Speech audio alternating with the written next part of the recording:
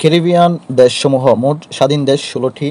সেগুলোর মধ্যে স্পেন থেকে স্বাধীনতাপ্রাপ্ত বা স্পেনের উপনিবেশ ছিল এমন দেশ হচ্ছে কিউবা, হাইতি এবং ডোমিনিকান রিপাবলিক।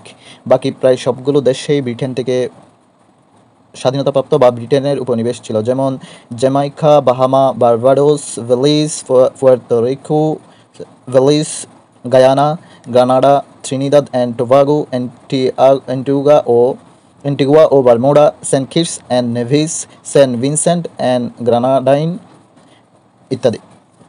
সাবেক সোভিয়েত ইউনিয়ন ১৯৯১ সালে ডিসেম্বর মাসে শেষের দিকে সোভিয়েত ইউনিয়ন ভেঙে ১৫টি স্বাধীন দেশ সৃষ্টি হয় বা স্বাধীন রাষ্ট্র সৃষ্টি হয়। আর সেগুলো হলো Russia, Ukraine, Kazakhstan, Tajikistan, Uzbekistan, Turkmenistan, Kyrgyzstan, Belarus, Moldova, Georgia, Armenia, Latvia, Estonia, Azerbaijan ও লিথুয়ানিয়া। বলকান রাষ্ট্র হচ্ছে ১২টি। গ্রিস ও তুরস্কের কিছু অংশ বলকান অঞ্চলে অবস্থিত।